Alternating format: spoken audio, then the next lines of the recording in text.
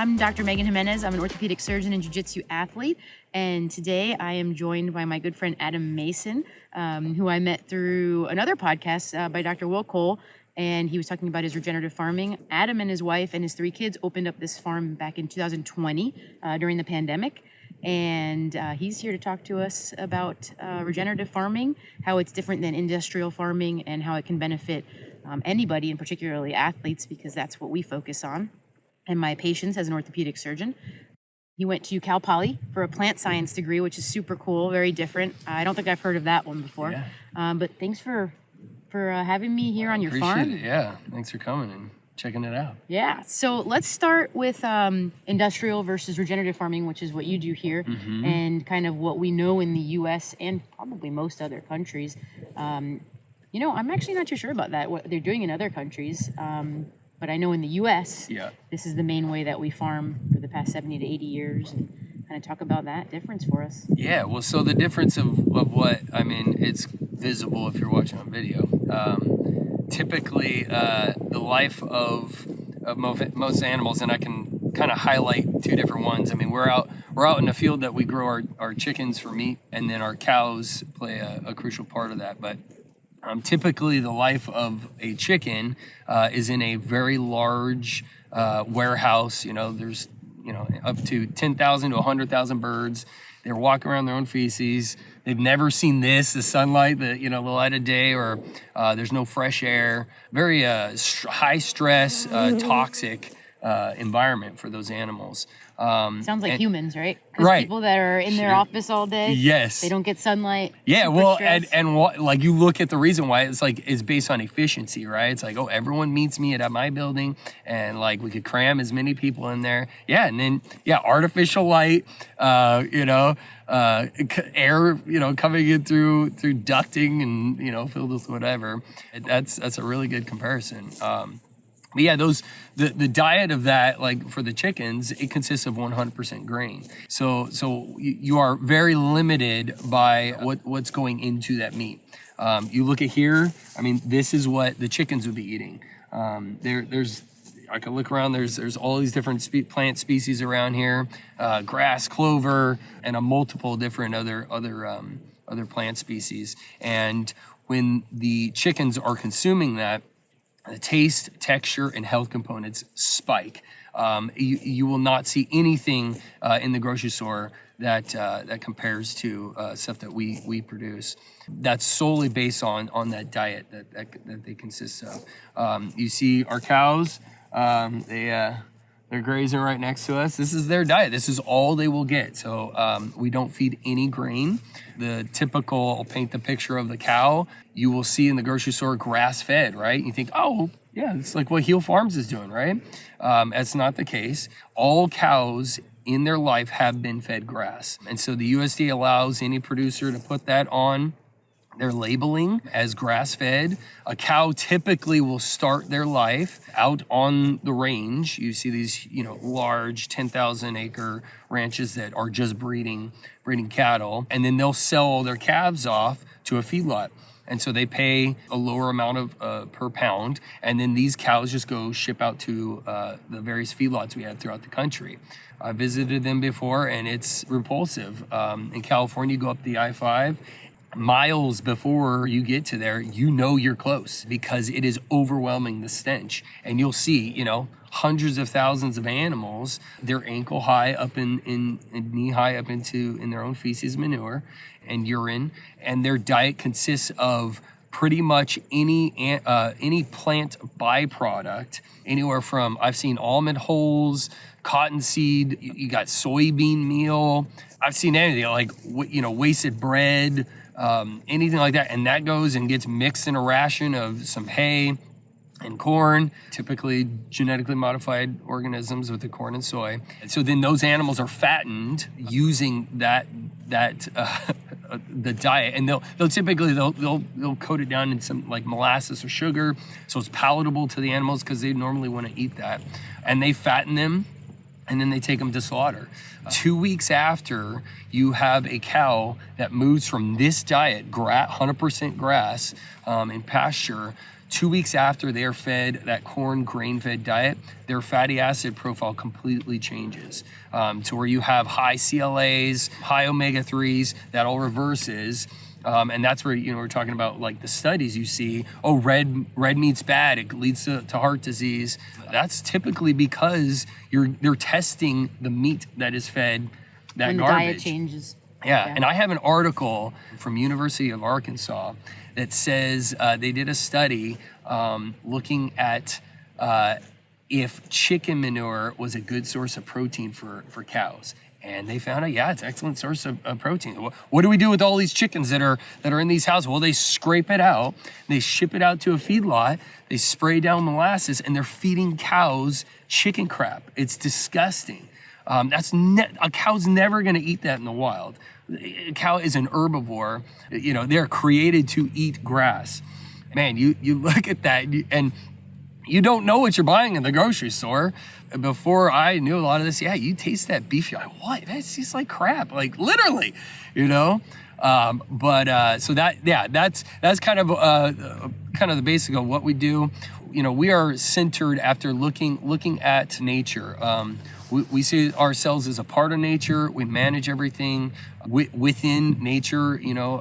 We're not completely driven of like, we got to have productivity with the cows. We're looking at, is there good, healthy deer population?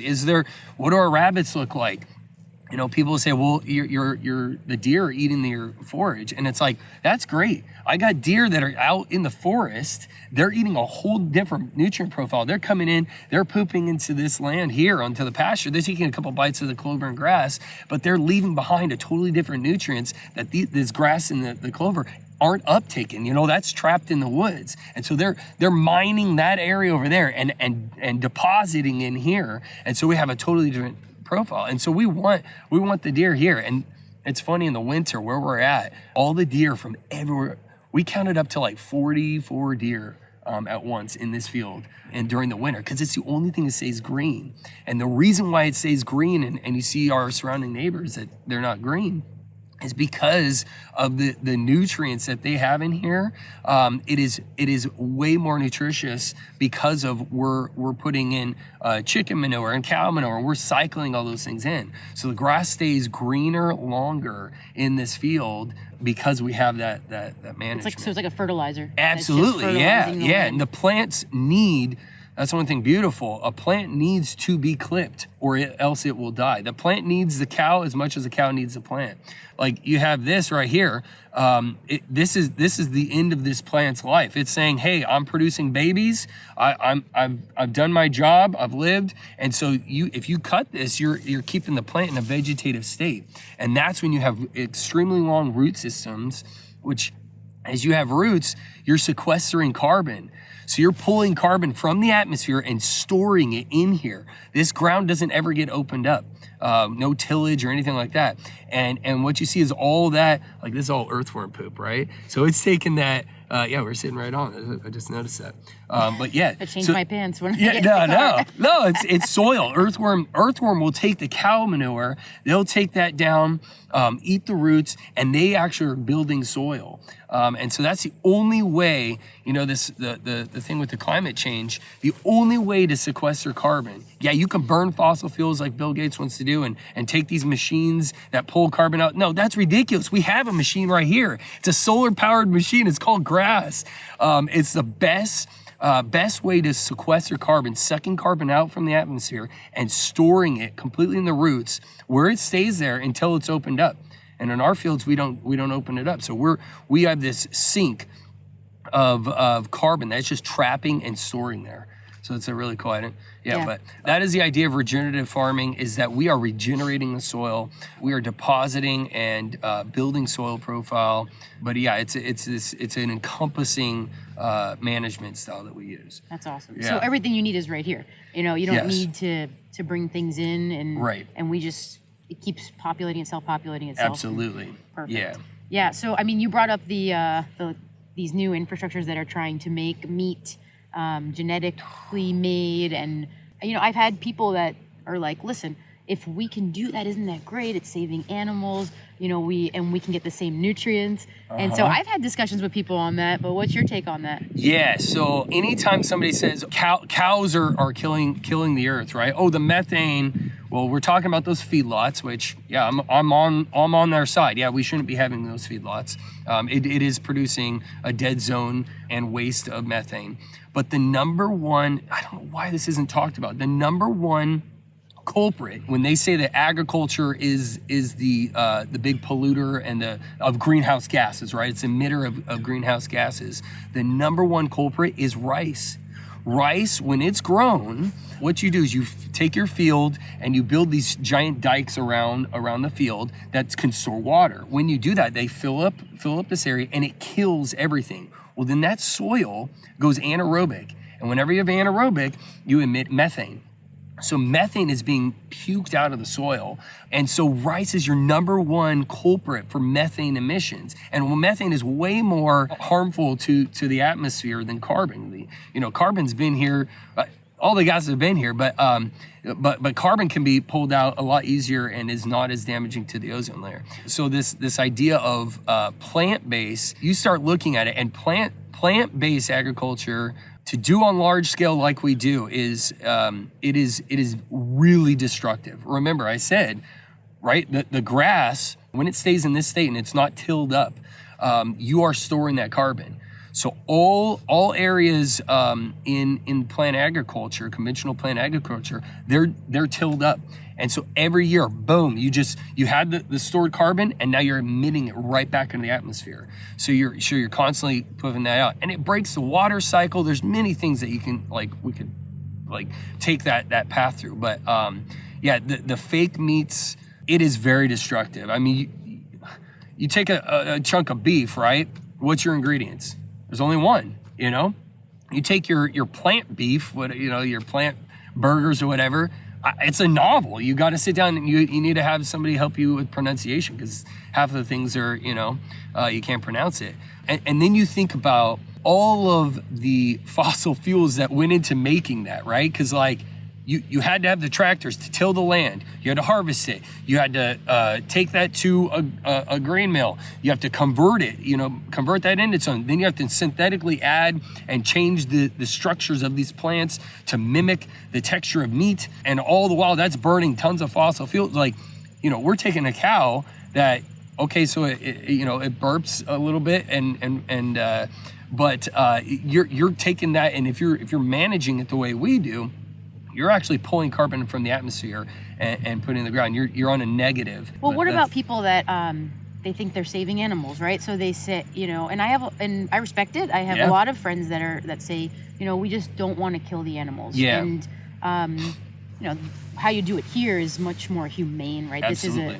They have a good life. They eat. They graze. You're friendly with them. You pet them. You treat them like family, and then it's the cycle of life. Everything has to die, and yes, we're eating it, and we're helping humans. So what about people that say, we don't need to kill any more animals? Maybe this created meat from carbon and from however people want to make it is going to be the answer. Right. So I love that question. That's such a good question, because literally last week, a customer of mine called.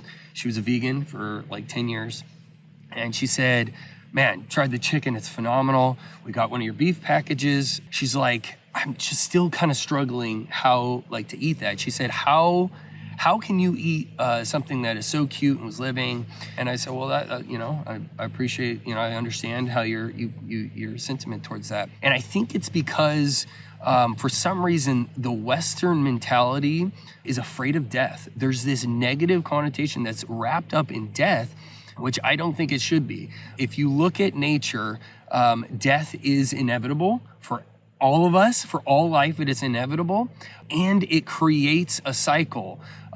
So in order for there to be life, you have to have death. You look at many cultures, like Native American, they understood that cycle. And so for some reason, we have this, this fear of coming and encountering death. I think it's a beautiful thing. I mean, there's a spiritual aspect too. It's you have to have death for there to be life. I don't tend to humanize the animals that we process and take their life. I see it as this huge respect, right? Like this animal is living its life and I'm providing it guaranteed the best life that it could have. If this cow is in nature, it will either die in the jaws of a wolf or of starvation. That will be its or injury and a very terrible death.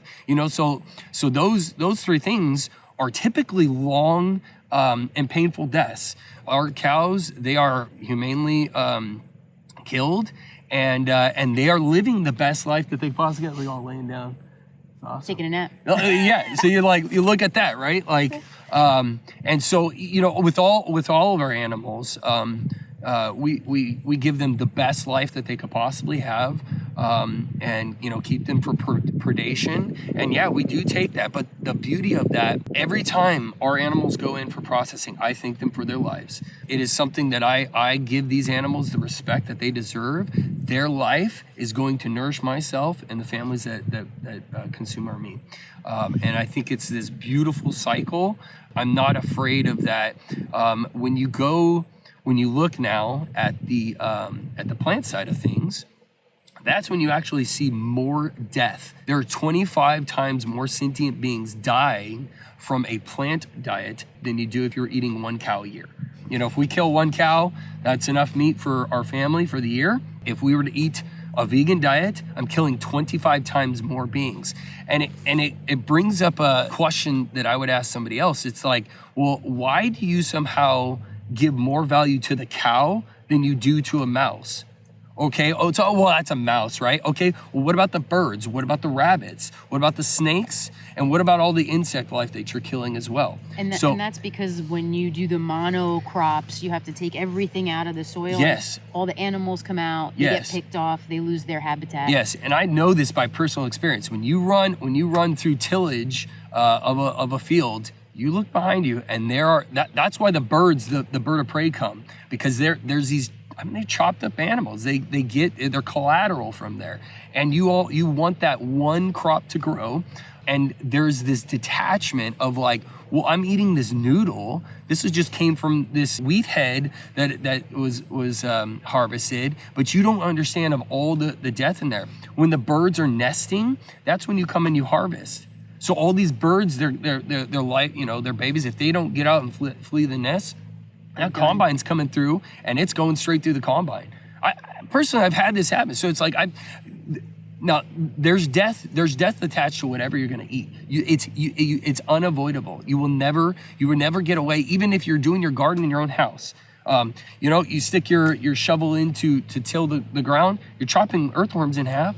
And so never thought about it like that. Yeah, it's so fascinating because I never had a good argument. I was like, I don't know, meat's just great, right? It has such good. I love it. It has good nutrients. Absolutely. But you're killing so much, and to have those monocrops, not only are you killing everything, yes, you have to spray chemicals. Absolutely. You have to do a ton of stuff yes. to keep one crop Absolutely. growing. To keep that one crop and that's growing. the hazmat suits and the people, the pictures going through spraying. Yeah, and even people say, oh, well, no, I buy organic. I had one lady, she goes, I tell her that, I was like, she's like, oh no, we buy organic, and she's vegan. And I'm like, oh, lady, I've been in this. Like, you kind of have to like gracefully say it, but it's like, you're wrong. I've started organic farms in fields and stuff, and you still have to spray. You are still doing pest management. If there's something lush, something wants to eat it. And typically insects are the first in there. So yeah, you are still spraying organic derived chemicals.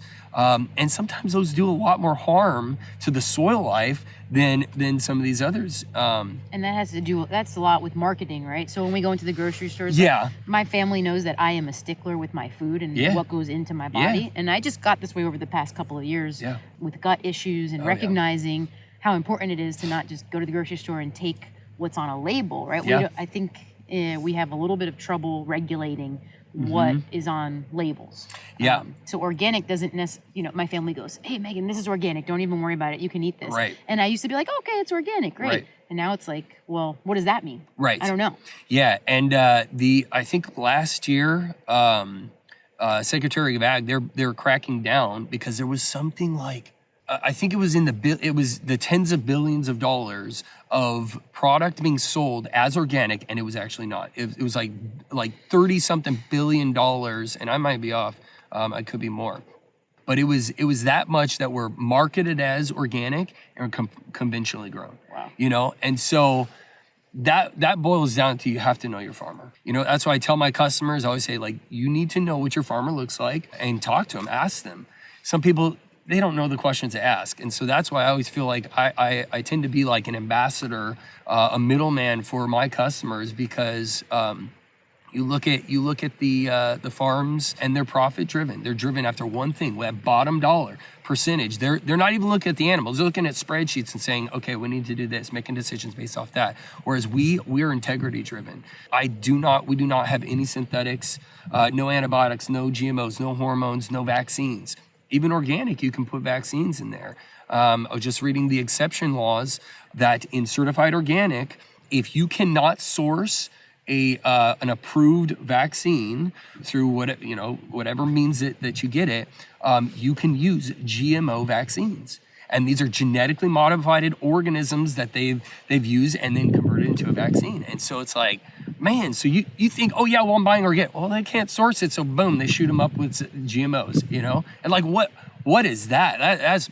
That's crazy to me. When you start doing genetically modified vaccines. And the goal isn't to like demonize the industry. That's not my intention at all. You know, it was created for a purpose, right? From my understanding, Yes. 70 to 80 years ago, there were wars happening and people were starving. So it was a way to feed the masses. Right. And so it was a good, well-intentioned, right? And now it's just kind of gone overboard. And I mean, what do you think the answer is to having more people farm this way? And the price is more expensive. So I have a lot of people that come to me and they're like, I can't afford that. Right.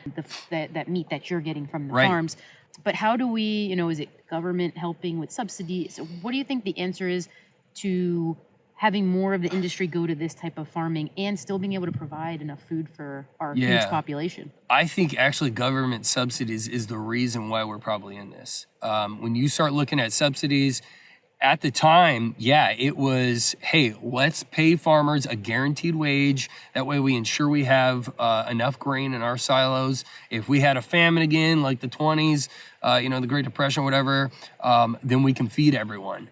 Subsidies have gone way back. I think Abraham Lincoln was one of the first kind of implement that. But subsidies now have created so much in excess that you look at the Monsantos and all of these things, they know their product is going to be sold or is going to be purchased from them because farmers guaranteed a wage. And so it's not a true free market. And a true free market would eliminate, I think, a lot of that. But going back to the subsidies, you have so much excess now that they're like, well, what do we do with it? Oh, I don't know, let's feed it to cows. Oh, okay, wow, they got really fat because it's dirt cheap, because the taxpayer money is going, and attached to that, which you don't see that. You see that cheap burger. Well, your tax money paid for that.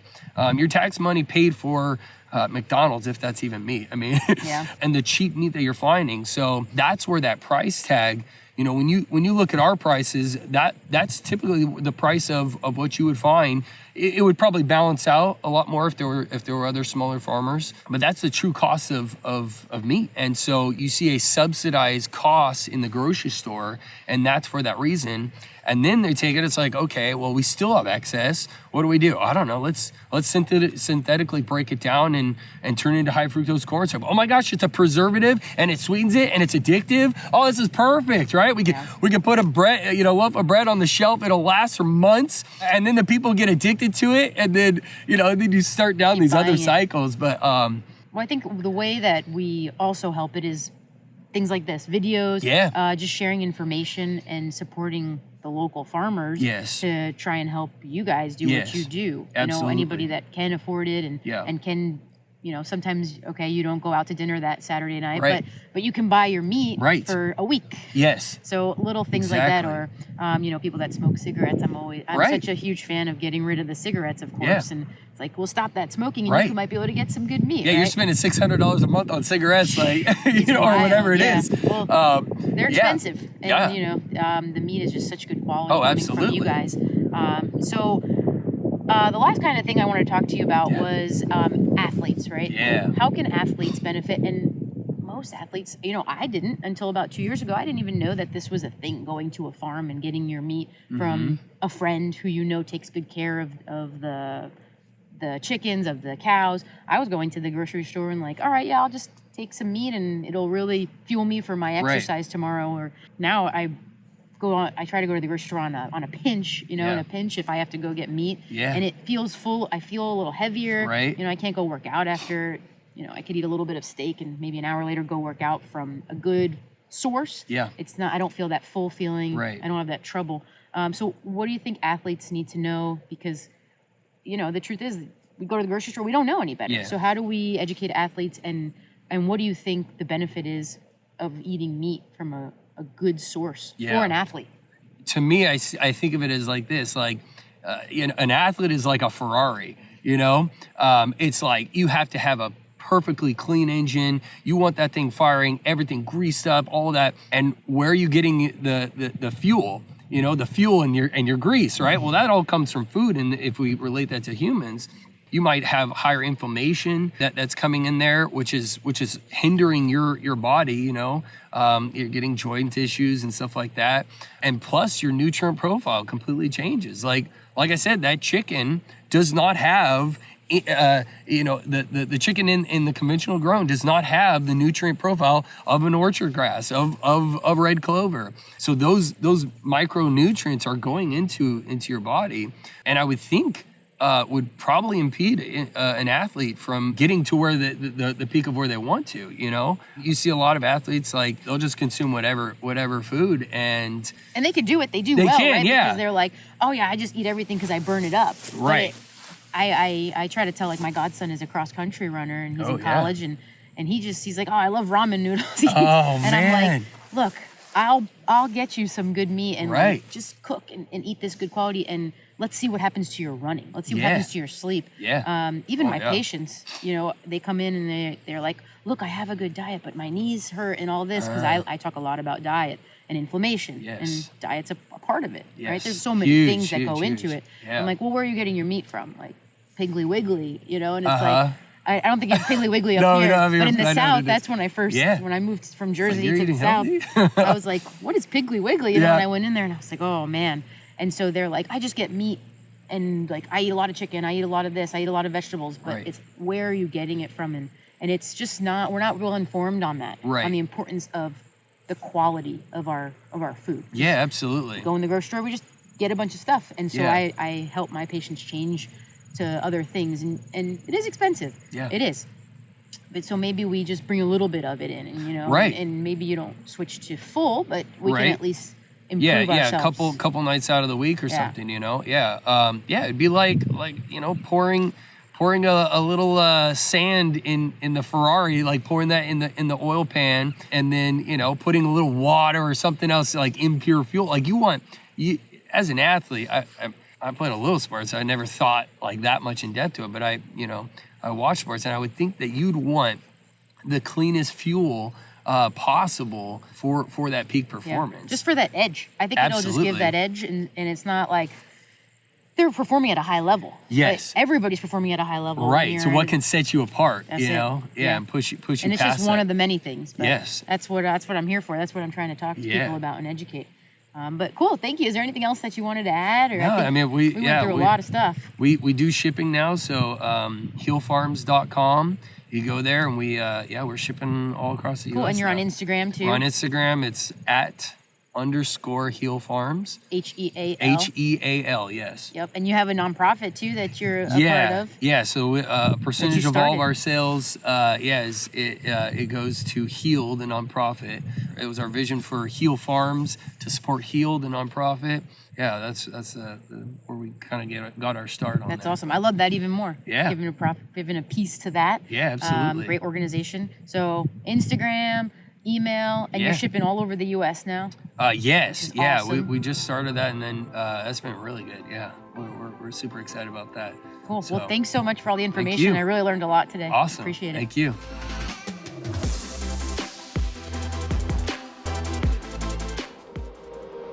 an Ironic Media production.